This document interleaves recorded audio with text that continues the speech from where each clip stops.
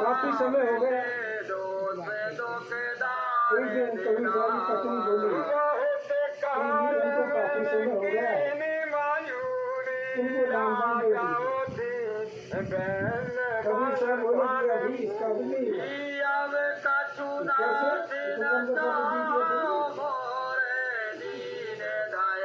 कैसे चले कि देख लो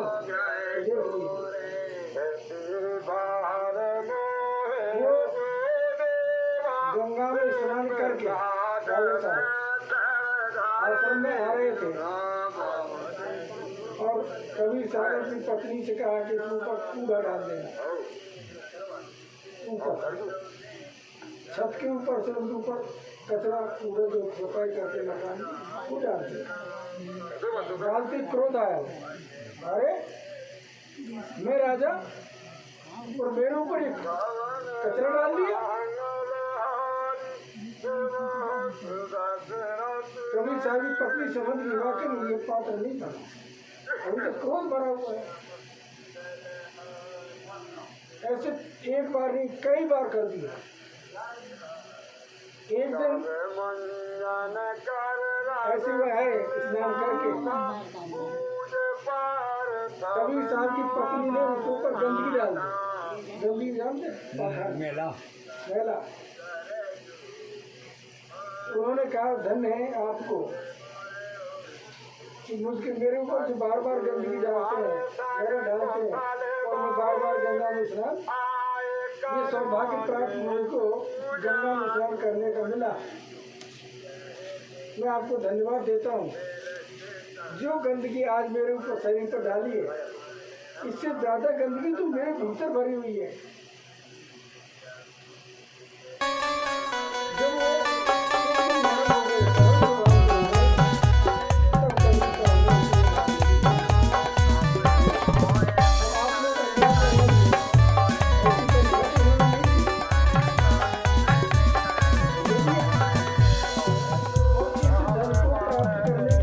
आइए चलते हैं।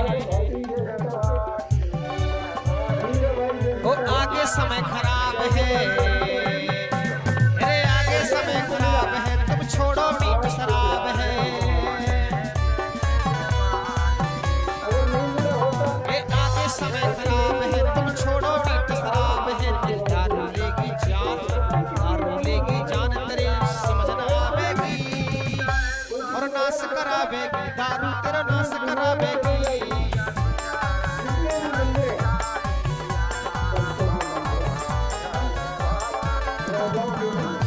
वो आगे समय खराब है, तुम छोड़ो मीठ शराब है। अरे आगे समय खराब है, तुम छोड़ो मीठ शराब है। दारू लेगी जान, तेरी समझ न आवेगी, नाश करावेगी, दारू तेरा नाश करावेगी।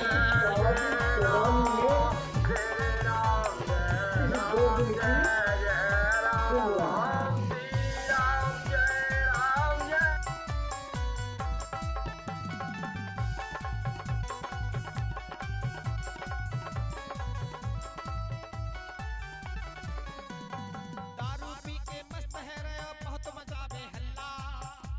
ए दारू पी के मस्त है रहे हो। पैसे किसके?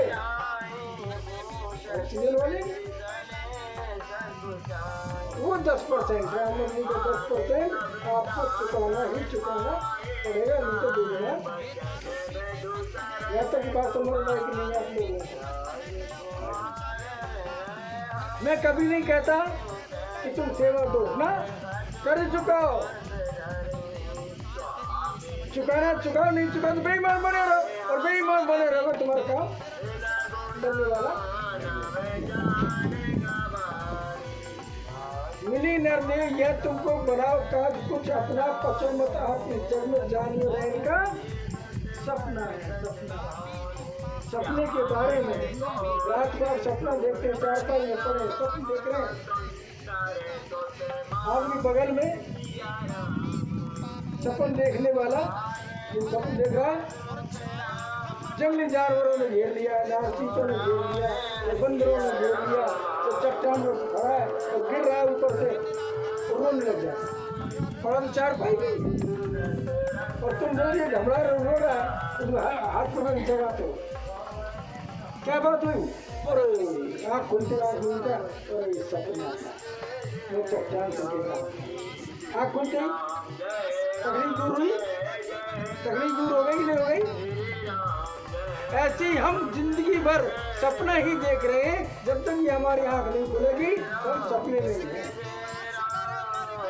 तकलीफों में हैं, रो रहे हैं, चिल्ला रहे हैं, और इन सपनों में एक दूसरे से लड़ रहे, झगड़ रहे, मुकदमेबाजी कर रहे, ईर्ष्या कर रहे, दोष कर रहे। मैं उसे मिलूंगा ही नहीं, यही मैंने होता है।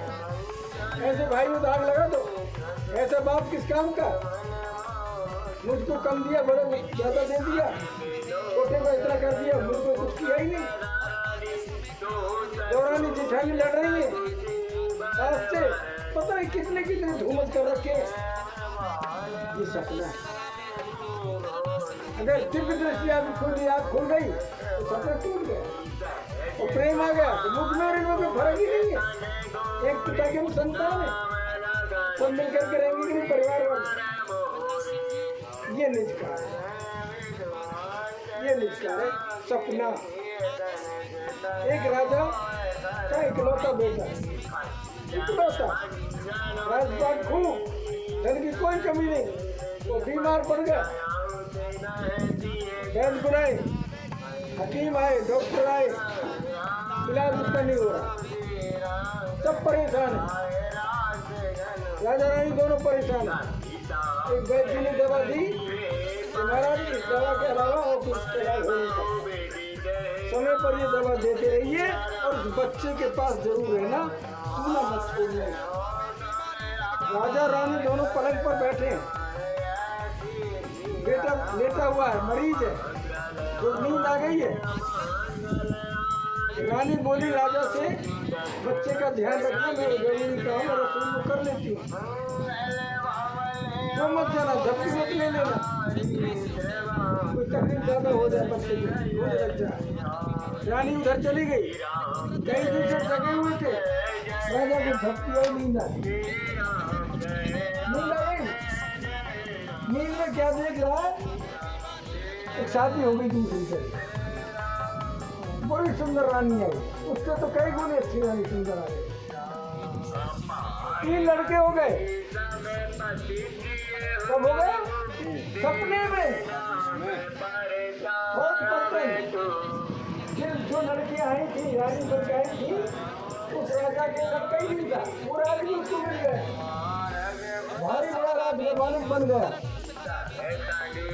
सपने बारे में रहा है, सब पैसे कमाए, खाए, अच्छे काम कर रहे हैं। वो सब नींद में है, उधर से उठता राजा।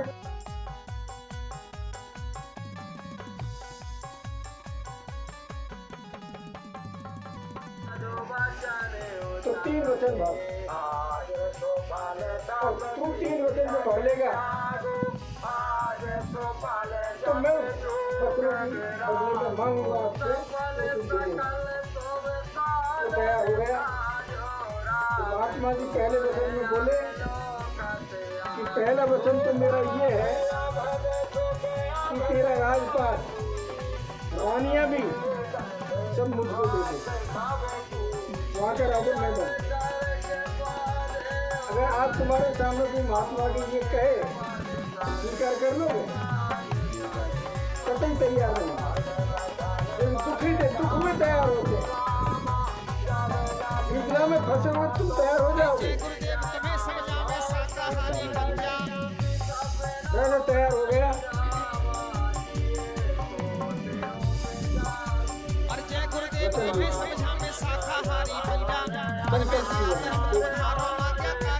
राजनीति है आपको, रानियां भी नहीं, बच्चे भी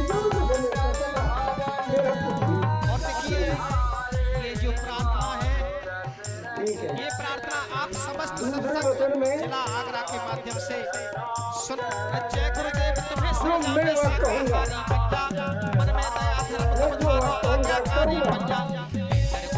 सबकी तुम पालना करना, और इंटर गुरु को कहना जो कहूँ उल्लंघन नहीं करना है, इंटर साहब मानना है, आँख मीच कर कहना मान सोई किस्मत जग जावेगी, जो भी कुछ करूँगा करता हूँ। कहना मान सोई किस्मत जग जावेगी, और नाश करावेगी, दारू तेरा नाश करावेगी। और तीसरा वचन मेरा ये है कि मैं तुम्हारे राज्य में 3 साल तक रहूंगा। 3 साल तक रहूंगा, जब तुम्हारी पूरी व्यवस्था समझ में आएगी, अमन चैन आ जाएगा, शांति आ जाएगी, धन से संपूर्ण हो जाओगे, सब में प्रेम की भावना बढ़ जाएगी,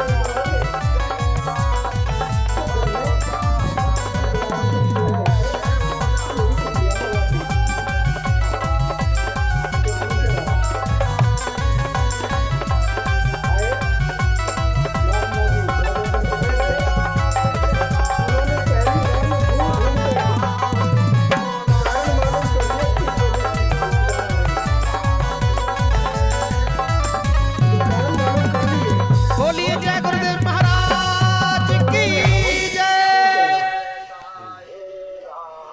हवन शुरू करवाए और हर गांव में 2-2 महात्मा बैठे हैं, हर गांव में। जैसे आपका आश्रम बनाए, हर गांव में एक आश्रम बना दिया, राज्य की तरफ से पूरे आश्रम का खर्चा चलो। 2 महात्मा आए और सुबह और शाम दोनों टाइम हवन हो। गांव के प्रत्येक व्यक्ति को कहा बच्चों से शाम सुबह 1-1 घंटे के लिए इस आश्रम में तुमको आना।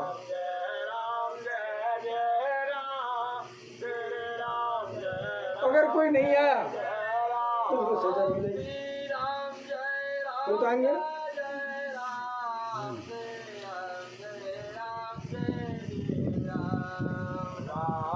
1-1 घंटे के लिए आएंगे लोग, सत्संग सुनेंगे, जो बताया जाए उसकी पालना करनी है। ये नहीं सुना और चले गए, जो बताया जाएगा वो तुमको करना है। ऐसा ही हुआ। आश्रम बना दिए हर गांव में, 2-2 महात्मा छोड़ दिए, हवन होने लगे, सुबह शाम सत्संग होने लगे। सब लोग सत्संग सुनने आए और अपने घर चले जाए, दिन भर अपना काम करें। फिर शाम को आए, फिर सत्संग सुने, खाना पीना खा पी सोए। जो क्रिया भजन ध्यान की बताई जाती वो करते, ईमानदारी से रहते, प्रेम की भावना सब में आ गई, चोरी उचक्की सब बंद हो गई। दूसरी साल में सब व्यवस्था हो गई, लग गई तीसरी साल। तीसरे साल वो 2 महात्मा उस गांव की पूरी रिपोर्ट 3-3 महात्मा पंचायत लेवल पर बैठा रखे, उनको पहुंचा दे, और 5-5 महात्मा तहसील लेवल पर बैठा दिए। वो सूचना पूरी तहसील वाले के पास पहुंचा दे। 10-10 महात्मा जिले में बैठा दिए, वो भी घूमते रहते थे। पूरी सूचना जिले में पहुंच गई और जिलों से प्रांत में पहुंचनी, हम महात्मा बैठे, और प्रांत से केंद्र में। मतलब कोई नेता वेता नहीं, सिर्फ महात्मा ही महात्मा बैठा, पूर्ण त्यागी। उन्हें अपने कोई खर्चा ही नहीं, कोई तनख्वाह नहीं, पूरी सेवा है। और पूरे ज्ञानी विद्वान पक्के, और वहां से वो पूरी रिपोर्ट राजा साहब के पास पहुंचाती। राजा साहब को कंट्रोल लेने की जरूरत नहीं। तीसरी साल में रिपोर्ट लेते रहे 3 साल बीत गया, सब पब्लिक अमन चैन से रह रही। 3 साल खत्म होते ही अब महात्मा जी कह रहे हैं बुला करके सब लोगों को, अब मैं चलूं भाई, अब आप लोग बताओ ऐसी व्यवस्था बैठाने वाला तुम्हारे यहाँ आए और 3 साल के बाद वो जाने लगे, जाने दो, रोकोगे ना? नहीं हम जाएंगे।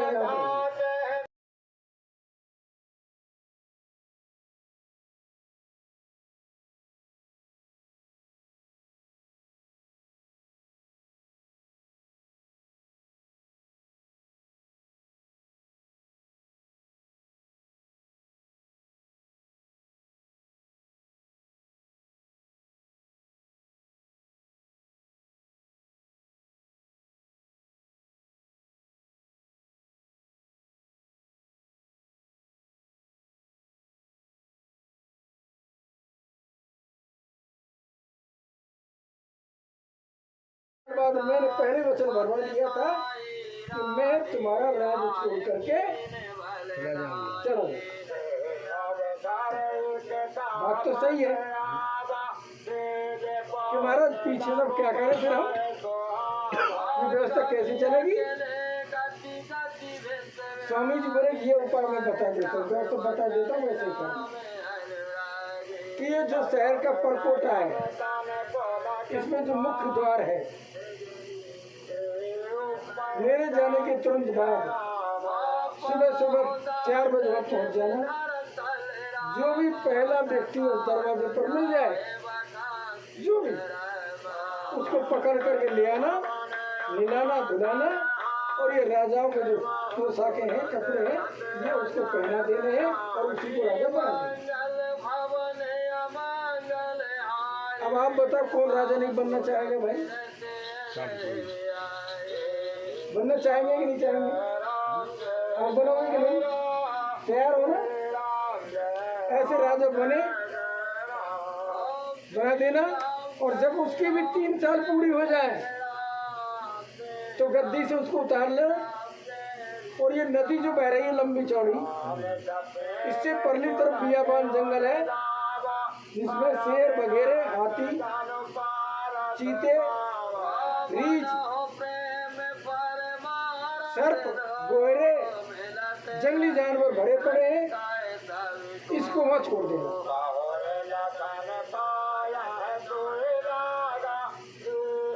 इसको, उस राजा को 3 साल बाद उस जंगल में छोड़ करके आ जाओ। बस्ती में नहीं रहना चाहिए फिर तुम लोगों को भी। अब आप बोले राजा बनोगे?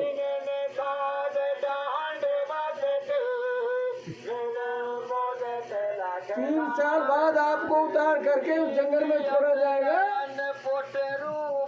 जब शेर, चीते वगैरह हैं जो चीर फाड़ करके तुमको खत्म करके मासूम खा जाए। आप उस राज्य के राजा बनोगे? अब यहाँ करते अब बनोगे? आप में से बनोगे? कोई तैयार नहीं होगा। कोई तैयार क्यों? जंगल में छोड़ जाएंगे। ये नियम है कि उस दरवाजे में जो मिल जाएगा उसको राजा बनाना। बनने लगे, महात्मा जी चले गए। वो व्यवस्था जैसी थी वैसी चलती रही। महात्मा रहते चला रहे थे, राजा घूम रहता था।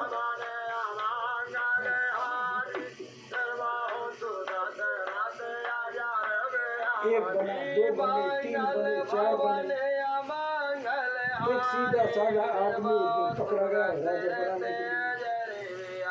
जबरदस्ती ले जाकर उसको राजा बना दिया।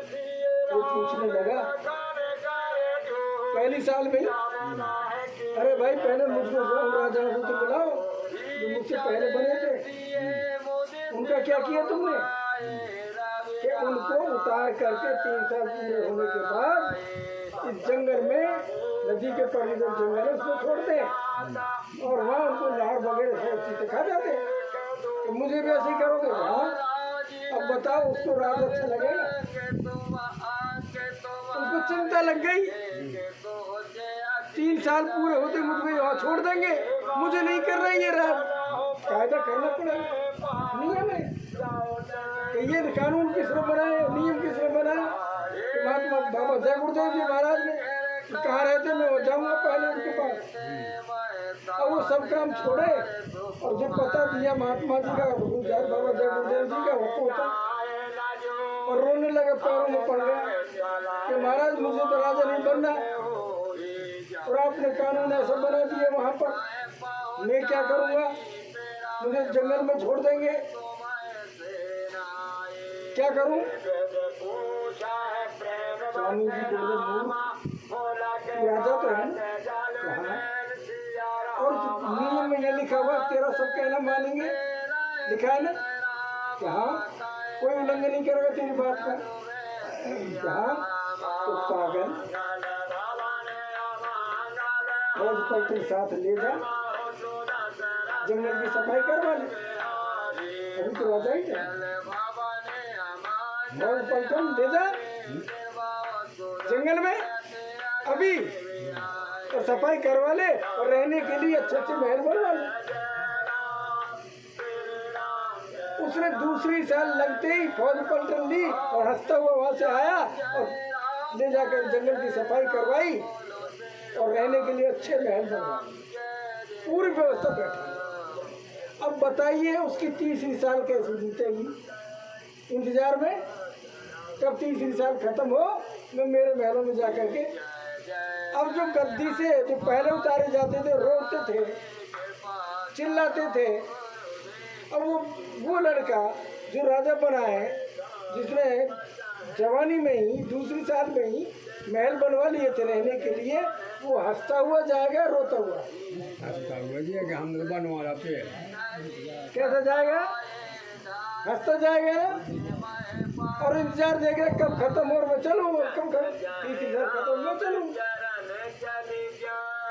तो सज्जनों हे आत्माओं, ये तुमको 3 साल के लिए राज मिला है, ये शरीर। कितनी साल के लिए?